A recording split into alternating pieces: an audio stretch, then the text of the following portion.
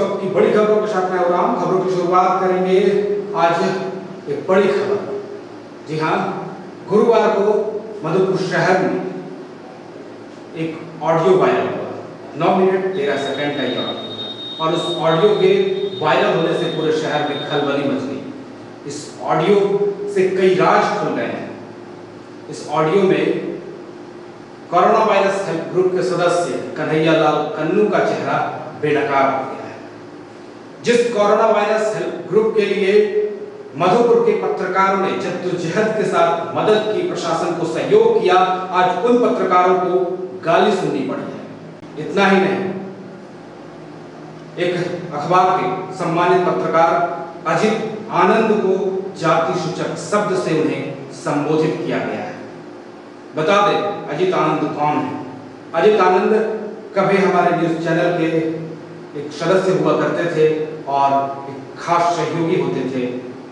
हमारे जगह पर कभी वे होते थे। न्यूज लाइन को इस मुकाम तक खड़ा करने में उनका भी काफी सहयोग रहा है। आज ऐसे पत्रकार को जाति सूचक शब्द से उन्हें गाली दी गई है, जो कि काफी शर्मनाक है। गुरुवार को मधुपुर शहर का तापमान कोरोना वायरस के संक्रमण के तापमान से कम नहीं था। पूरे शहर में तब खलबली मची जब सोशल मीडिया में एक ऑडियो वायरल हुआ। इस ऑडियो ने कई राज खोल दिए। ऑडियो में कोरोना वायरस हेल्प ग्रुप के सदस्य कन्हैया लाल कन्नू व पुल पार स्थित मिठाई दुकान के विक्रेता प्रशांत तुनगुरिया द्वारा किया गया संवाद है, जिसमें कन्हैया लाल ने पत्रकारों पर कई लांछन लगाए।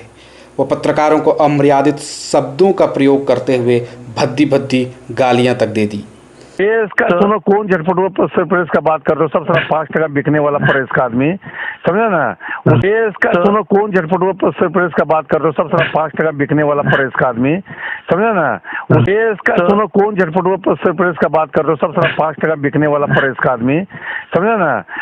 जिन पत्रकारों ने कोरोना वायरस हेल्प ग्रुप के कार्यों की दिन रात सराहना की और इसे अपने अखबार व चैनल के माध्यम से प्रसारित किया, जिसका नतीजा यह हुआ कि मधुपुर के दानदाता दिल खोल कर दान दिए और दानदाताओं की सूची 179 तक पहुंच गई।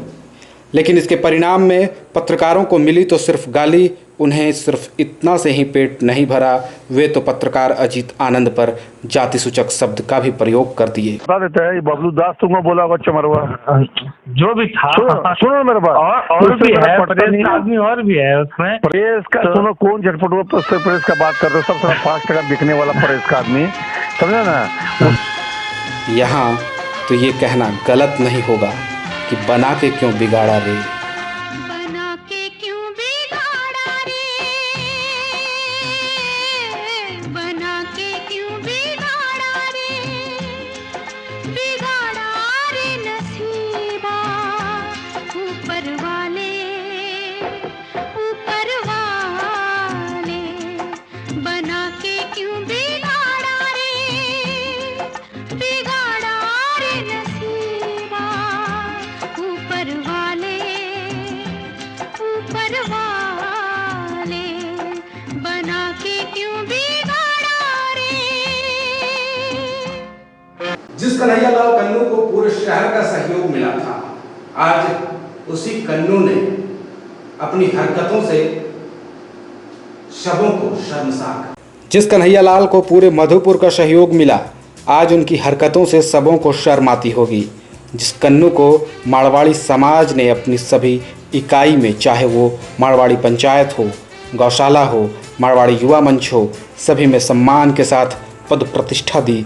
इतना ही नहीं, कोरोना वायरस हेल्प ग्रुप समिति का गठन जब हुआ तो एसडीओ साहब ने खास तौर पर उन्हें इस समिति का सदस्य बनाने के लिए नागरिक समिति के अध्यक्ष अरविंद तिवारी को अपने तरफ से प्रस्ताव तक दे दिया। एक अपने आप में अच्छा मिसाल है, अब मुझे पूरा विश्वास है। इसका सुनो, कौन झटपट हुआ प्रेस का बात कर रहे हो? सब सारा 5 टका बिकने वाला प्रेस का आदमी, समझा ना? मधुपुर पूरे झारखंड में 1 नंबर स्थान पर। इसका सुनो, कौन झटपट हुआ प्रेस का बात। कन्हैया लाल ने न सिर्फ पत्रकारों को ही गाली दी, बल्कि उन्होंने तो प्रशासन को भी अब कटघरे में खड़ा कर दिया है। इस ऑडियो में साफ साफ उन्होंने यह दावा किया है कि जिस चावल की गाड़ी को जब्त की गई थी, उसे छुड़ाने में उनका अहम योगदान है। अब ऐसे में मधुपुर के लोग तो सवाल पूछ रहे हैं, आखिर कहाँ गई चावल की गाड़ी और वो चावल की बोरियां? ऑडियो वायरल होने के बाद पूरे शहर में लोगों के बीच एक ही सवाल उठने लगे कि बीते दिन प्रशासन के द्वारा जो चावल की गाड़ी जब्त की गई थी वो कहाँ गई। प्रशासन ने कहा था कि सरकारी दुकान की चावल है, छानबीन चल रही है, कार्रवाई की जाएगी। एक सवारी गाड़ी में सरकारी राशन की दुकान को बोड़ा पलट करके बिक्री किया गया है।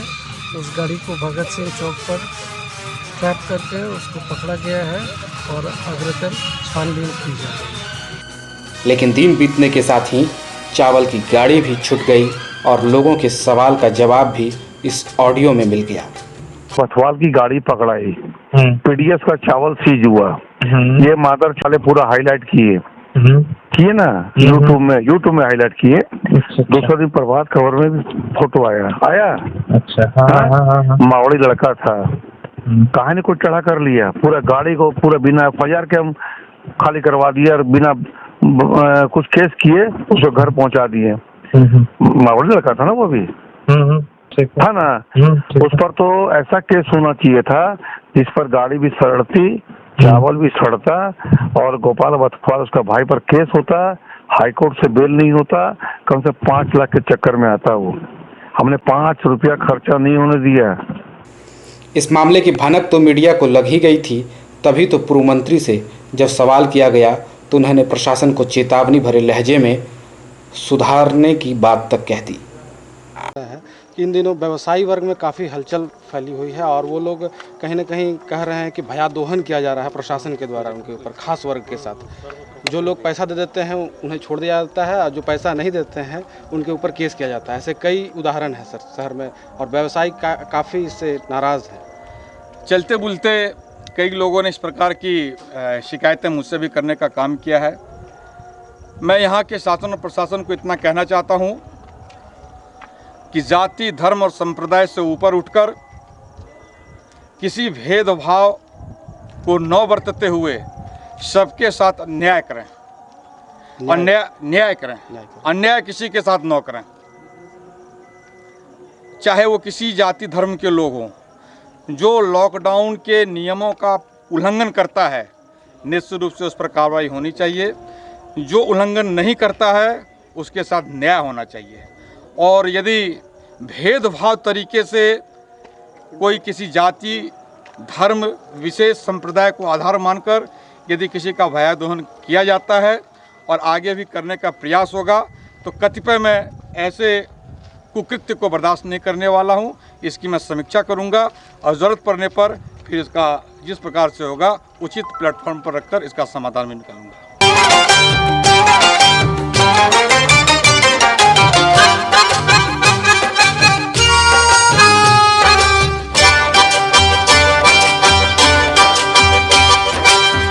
आते जाते हुए मैं सब पे नजर रखता हूँ, आते जाते हुए मैं सब पे नजर रखता हूँ। नाम अब्दुल है मेरा, क्या हो नाम अब्दुल है मेरा, सबकी खबर रखता हूँ। आते जाते हुए मैं सब पे नजर रखता हूँ, आते जाते हुए मैं सब पे नजर रखता हूँ। नाम अब्दुल है मेरा, सबकी खबर रखता हूँ। ओ नाम अब्दुल है मेरा, सबकी खबर रखता हूँ। ऐसे में सिर्फ यही लगता है कि मधुपुर में कानून नाम की कोई चीज नहीं है। हक की आवाज उठाने वाले पत्रकारों को गालियां सुनने को मिलती है, उन पर बिना जांच किए केस दर्ज होता है। लेकिन जो प्रशासन के आगे पीछे करते हैं उनका क्या असर है वो आप देख रहे हैं। इन सब हरकतों के बीच अब तो आम लोगों को भी कानून से विश्वास उठ गया है। आम जनता की आवाज़ बनकर पत्रकार उनकी हक के लिए आवाज़ उठाते हैं। लेकिन जब मधुपुर में लगातार पत्रकारों पर विभिन्न तरीकों से हमले होती हैं तो आम लोग भी यहाँ के कानून को अंधा कानून कहने से नहीं चूकते हैं।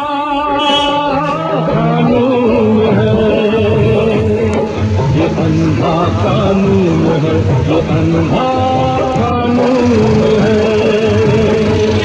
ये अंधा कानून है।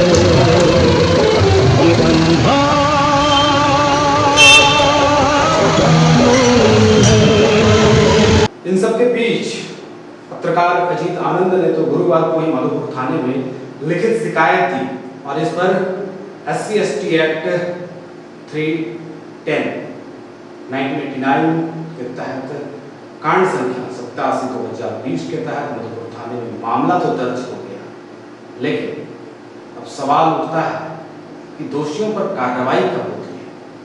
गुरुवार को चांदवारी निवासी पत्रकार अजीत आनंद उर्फ बबलू दास ने कुंडबंगला निवासी कन्हैयालाल कन्नू पर जाति सूचक बात कहकर अपमानित करने का वीडियो वायरल करने की शिकायत मधुपुर थाने में की है, जिसे लेकर मधुपुर पुलिस ने कांड संख्या 87/2020 धारा 3(1)(10) SC/ST एक्ट 1989 के तहत धारा 504 के तहत मामला दर्ज कर लिया है।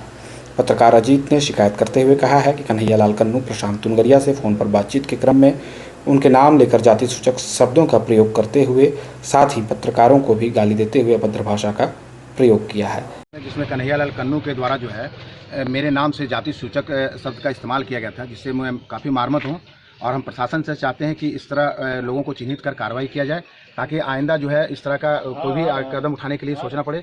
इससे ना सिर्फ हम बल्कि मेरे पूरे परिवार और पूरे समाज को आघात पहुँचा है। नहीं, आपको भी जाति सूचक गाली दिया है सुने?